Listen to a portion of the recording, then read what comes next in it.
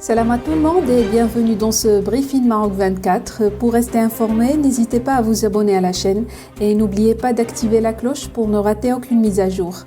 Aujourd'hui, jeudi 20 janvier 2022, on a choisi de mettre les lumières sur les dernières déclarations du président algérien Abdelmejid Tebboune et Chengriha ciblant le Maroc lors d'une cérémonie officielle. Alors, le mardi 18 janvier, le président algérien a été l'invité du chef de l'armée Saïd Chengriha. À cette occasion et devant un parterre de hauts officiers militaires, Abdelmejid Tebboune et son hôte ont prononcé des discours riches en messages et menaces destinés au Maroc. Après avoir mis en garde l'opposition qui réclame plus de démocratie et de liberté d'expression, l'enjoignant à s'exprimer dans le respect et la bienséance, le chef de l'État a décoché plusieurs flèches en direction du royaume. C'est ainsi que Tebboune a martelé, je cite, « Notre souveraineté dérange certaines parties.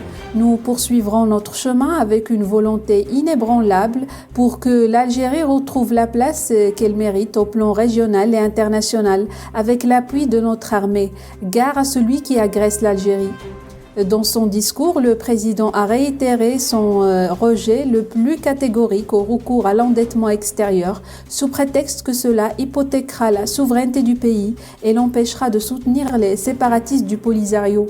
كذلك نزيد التزم خلالكم امام كل الجزائريات والجزائريين اننا ما نمشيش للاستدانه لان الاستدانه أقل شيء ممكن يقال عنها أننا نفقد سيادتنا ونفقد حرية القرار ونفقد حتى حريتنا في الدفاع عن القضايا العادلة في العالم منها قضية الصحراء الغربية وقضية فلسطين.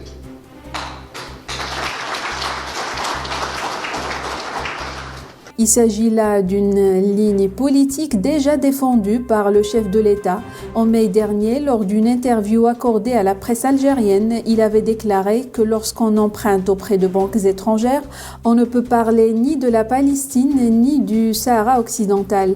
Pour sa part, Saïd Chengriha a embrayé sur le ton menaçant du président algérien en déclarant que les desseins des ennemis du pays seront voués à un échec total, avant d'ajouter que devant l'impossibilité de la concrétisation de leurs desseins, les ennemis ont eu recours à l'intensification des campagnes hostiles à l'Algérie, visant à entraver ses efforts louables en direction des peuples opprimés et en faveur des causes justes.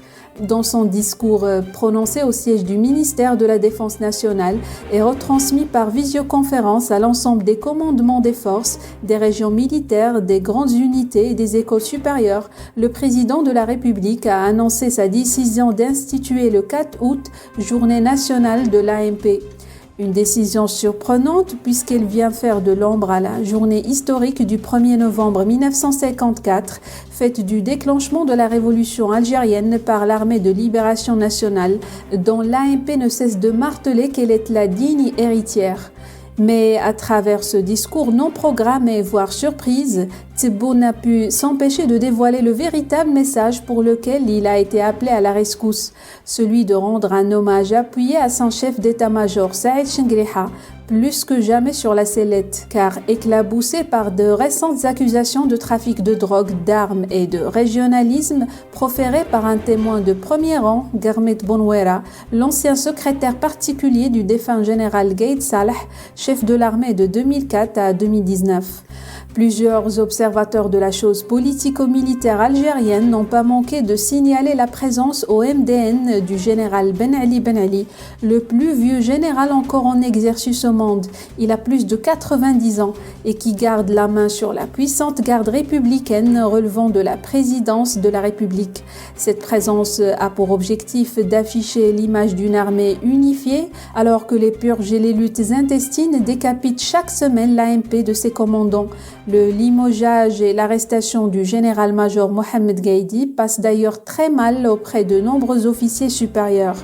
Mais à la fois impopulaire et illégitime, le président Tebboune n'a aucun crédit pour redorer le blason d'une armée exsangue par d'interminables luttes claniques et qui considère le chef d'État comme un figurant.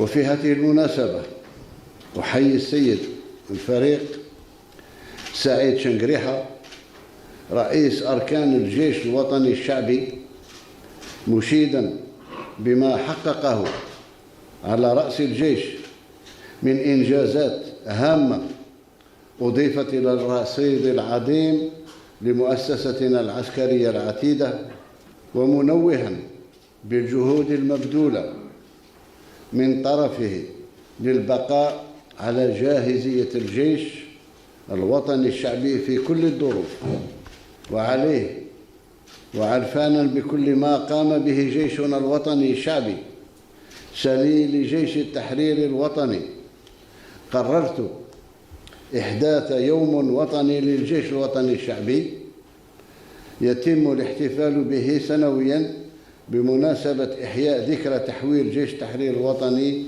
إلى الجيش الوطني الشعبي، والموافق ل4 أوت 62.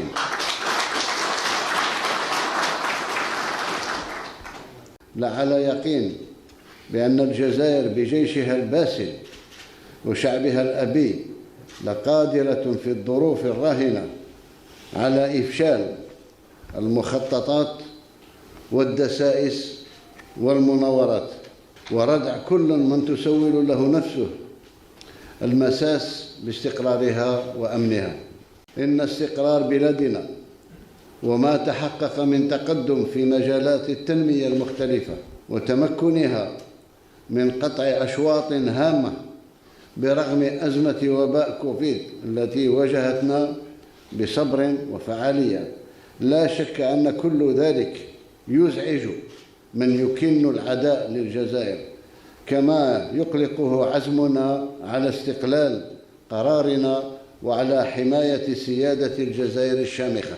الحمد لله وفقنا الله عز وجل رغم التنبؤات السلبية في الداخل وفي الخارج، حتى بعض المؤسسات الدولية على أساس أن الجزائر اقتصادها هش واقتصادها كذا وراها باش تروح للاستدانة في سنة 2021. ما رحناش للاستدانة في 21 سنة 21، بالعكس تقوى اقتصادنا.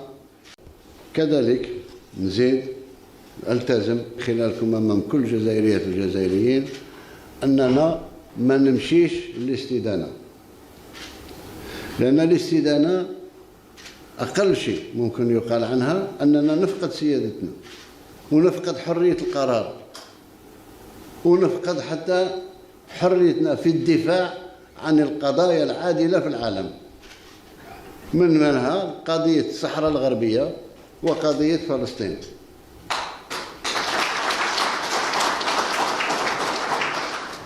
إذن ما نراهنش بحريتنا وما نراهنش باستقلال اللي جاء ثمن غالي جدا. قوافل بعد قوافل تاع شهداء رحمهم الله باش اليوم ممكن نجتمع كما أنا مجتمعين. عندما ما نضحيش أنايا ما نكونش الإنسان اللي يضحي باستقلال البلاد واستقلالية نتاع القرار تاعها.